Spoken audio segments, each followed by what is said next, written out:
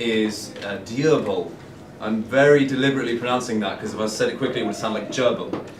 D-Y-I-R-B-A-L, Dirbal, something like that. So this is a language in northeastern Australia. It's actually a dying language. It has 28 or something speakers, according to Wikipedia. So yeah, it's around that. So they're all old people, and the language isn't being passed on to the children, so this language isn't going to hang around very long anymore. But this language was quite well studied when it was more, more living, I suppose. And it has some interesting features, which obviously that's why I'm chosen to talk about. These are things actually which are common to some other languages. Now, one thing is about gender. So here you might be familiar, if you've learned any European languages other than English, then you might be familiar with the idea of gender in European languages. For example, le, la in French, or el, la in Spanish, or I don't know how they go, but dir, das, something or other in German, excuse me. But you have these, or like on, ana, ano in Russian, for example. So you have several genders, and then the idea of the very word gender itself in English, we use it both to mean a grammatical thing, as in nouns fit into groups, and those groups are called genders, and also biological gender, being male or female. Also, we use that word. Now, this, in a way, should strike you as a bit peculiar. Why tables should be male or female, or neuter, or pens, or ceilings, or projectors, or any other objects, or concepts as well. Why they should be male or female. And in fact, the idea of putting nouns in groups is quite common in languages in the world. It's just European languages have this really weird thing where they label them by gender, as in label them by sex, effectively. Whereas in other languages, often they're just labeled by some completely different thing. Like in, I believe it's Cherokee, I might be getting it wrong, but there's a North American language in which you have two genders. It's not masculine and feminine. You have the pointy gender and the round gender. So clouds are in the round gender, and spears are in the pointy gender. Mountains are in the pointy gender, and yeah, it's like I don't know, balls are in the round gender. So you classify things actually by their shape, rather than by masculine and feminine, which now might sound a bit more weird when you realise that it's much easier to say what something's shape is more of the time than its biological gender. And in Dirbal, you have, so the record for the number of genders, which are usually much more systematic than this masculine and feminine thing, because usually you have round and pointy, or something that makes much more sense than European languages. The record for it is somewhere in the 30s or 40s or something. You have literally 40 genders, but then they have much more concrete and useful meanings than masculine and feminine. So in Dirbal we have 4 genders. One gender is for anything animate. Well, most animate things, so that includes animals in general, and men. They're in that gender. You have a gender for edible fruits and vegetables. You have a gender for everything else, which I'm saying before the other gender because that's the exciting one. You have a gender for fire, water, women, dangerous things, and animals that can kill you. So women are grouped together with scorpions and fire and guns and all those other wonderful things. So I find that quite anthropologically interesting that they decide to put women in there. And so they have this gender system. And apart from that, one other really bizarre and interesting feature of Dirbal is that they have a taboo language. So a taboo language is a language in a language. Imagine, so this is about mother-in-law, mothers-in-law and fathers-in-law and children-in-law. So sometimes they call it mother-in-law language. So imagine so in their society, the whole idea of in-laws is a taboo. The whole idea of mother-in-laws is a taboo. You're not allowed to look at someone if they're your mother-in-law. You're not allowed to approach them. And also you're not allowed to speak to them in your normal language. However, there's a special language that you can talk to your mother-in-law in, within the language. It doesn't exist outside of their society. It's like you had to talk to your mother or father-in-law in Cockney rhyming slang. So, Now they have this language, and so the grammar is pretty much the same between their language and the taboo language, and the phonetics are pretty much the same. They use the same sounds, but they only have 4 words in common between the main language and the taboo language.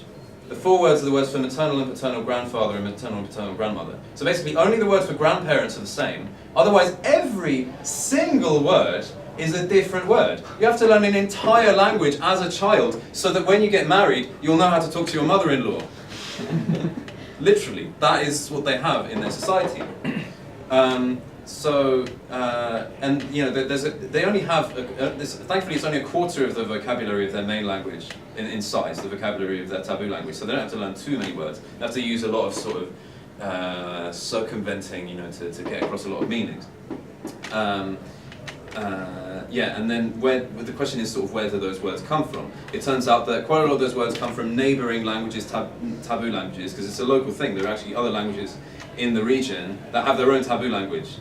So they have words from the other taboo language in their taboo language, but then that's a kind of chicken and egg problem. Like, how can they have it from, because where did, yeah. Anyway, so there are those, and then they also have ones they just, they take from other foreign languages. They just take foreign languages and use those words sometimes in the taboo language. But then the most common words are just like messed up versions of their own language. So basically Cockney rhyming slang. So that was about Doable. Thank you very much.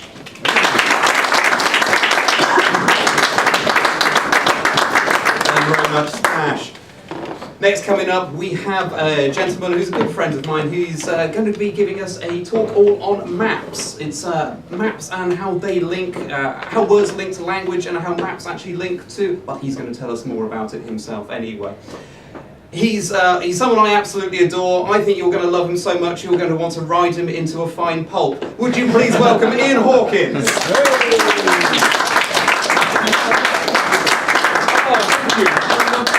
What a lovely but slightly intimidating introduction. Hello, my name is Ian Hawkins. Today I'm going to be talking to you about maps. And I was interested in maps. I've always loved maps, looking at them, going through them.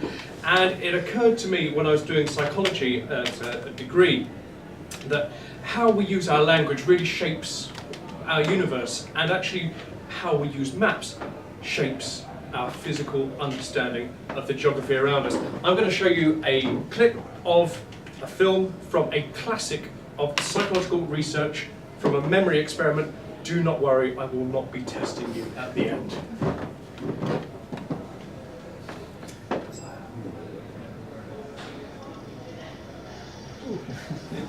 Clearly, I'm going to be talking about SatNav for a bit, based on that film. What is the point of that? That is a bit of film from a piece of research by a woman called Elizabeth Loftus in 1974. And what she did was she showed that film to lots of people, and then she asked one group of people, how fast were those cars going when they bumped into each other? And then she asked another group of people, how fast were those cars going when they smashed into each other? And the group who thought that the cars had bumped into each other said that the cars were going much more slowly than the group of people who were told the cars had smashed into each other. It goes on, she said, did you see any broken glass when the two cars bumped into each other? The group said, no, we didn't. Did you see any broken glass when the two cars smashed into each other? And they said, yeah, there was loads of broken glass. Same film, different reactions. And I thought it's kind of appropriate that I should show you this as we are here in the shadows of the Inns of Court and the Courts of Law.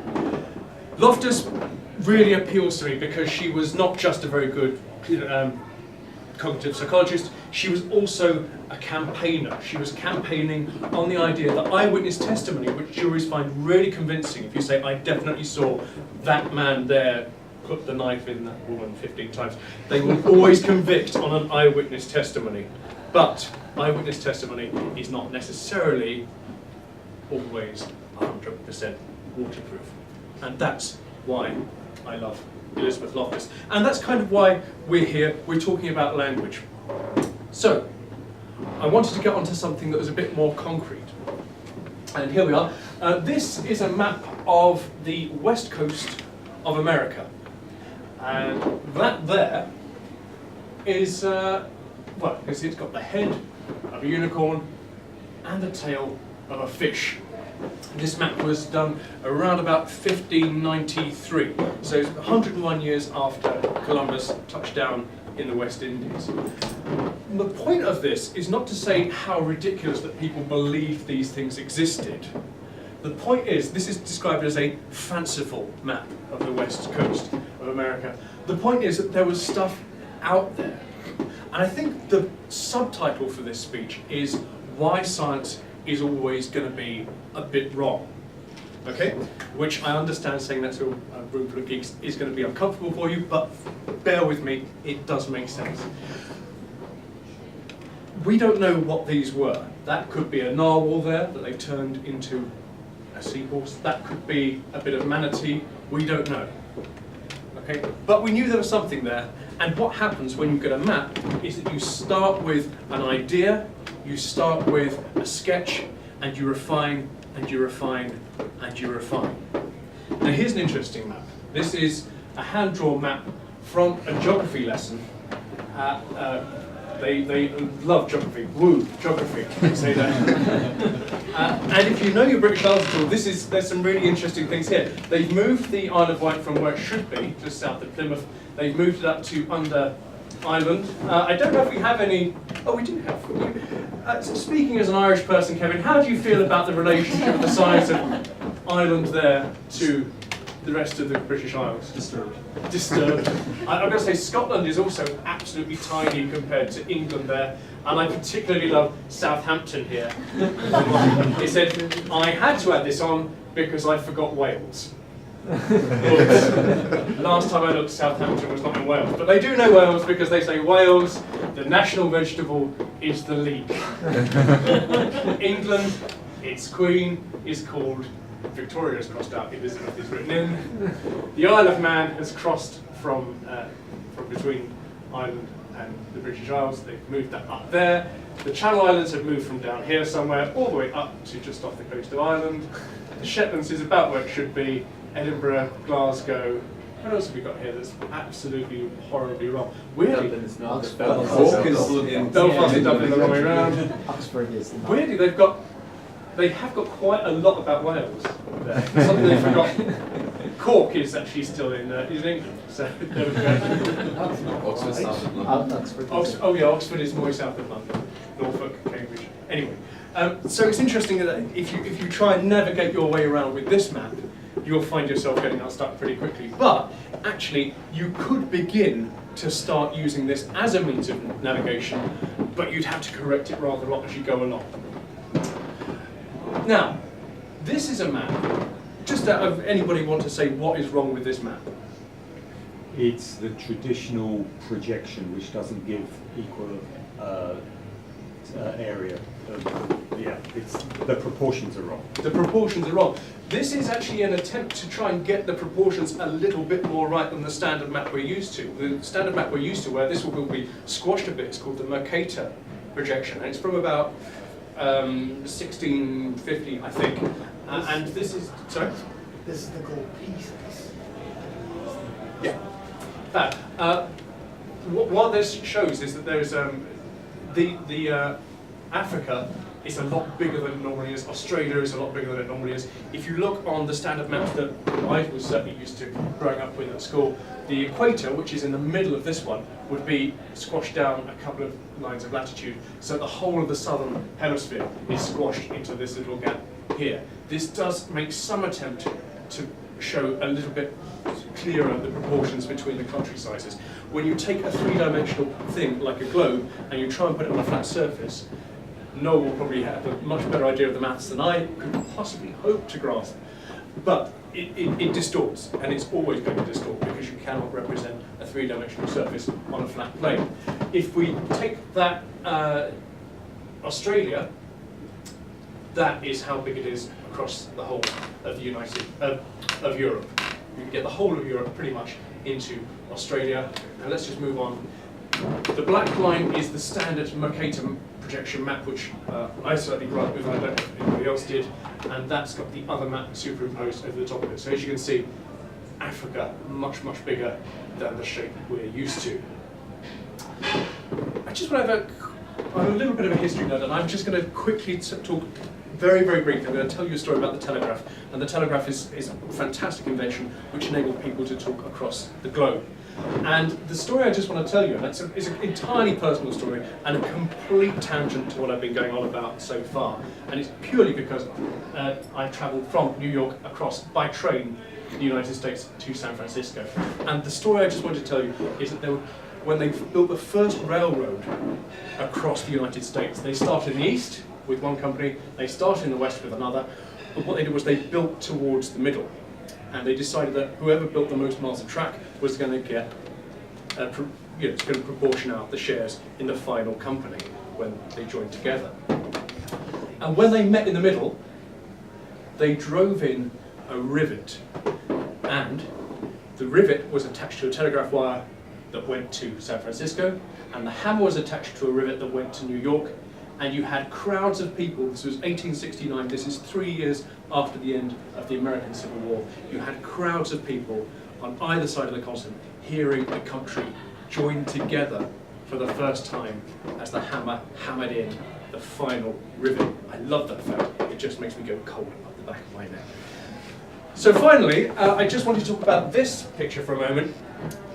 I'm really interested in the way that we try and represent real life in maps, and this is the London Tube map. The interesting thing about this is based on the Harry Beck Tube map of 1933. What has happened is they've actually removed all of the distance from this map. Okay? This is absolutely deliberately not a geographical representation of where all the tube stations are in London, and yet it is much more useful as a means of navigation around London on the London Underground. It is something that it is not. It is representing something, but it is not trying to do it in any way in a realistic form, which is a fact I love. And it reminds me very much of science. When we talk about the idea of the model of an atom, Paul Erdős, the mathematician, says sometimes when you get a lovely equation, it's from the book of God, and he would say, this equation, it's one from the book. It's one from the book because it's so perfect. But that equation, whatever it represents, is not that thing itself. And so when I said that rather provocatively at the top, that science is always going to be wrong, that's because there's always a margin of error for it. This is deliberately wrong, and it's unbelievably useful. If you try and navigate your way around the London Underground with a map that employs distance, you're going to get horribly lost. And that margin of error that you have in science, whether it's 1%, 5%, 10%, even, I would say, even if it has a picture of a unicorn with a fish's tail that you know is wrong, I would say that's still better than saying, I don't know, some document that's 2,000 years old is absolutely 100% correct and infallible. That's my opinion. You may disagree. Finally, I'm going to leave you with this, which is the map I used to get here. And we are now at the apex, if you like, of cartography, of map making. I put the name of this pub into, I think it's Apple Maps, and it couldn't find it, so I had to actually put in number 20, Devereux Court. And it's given me the location here as the Twining Shop. This pub is not on one of the most sophisticated, one of the most well-funded maps in the world. And I will therefore leave you with the thought that perhaps, even though we all use maps, we all use sat-nav, we all use these tools for navigating our way around, there's always other things that can be found sneaking in the margins of error. Neil Coleman.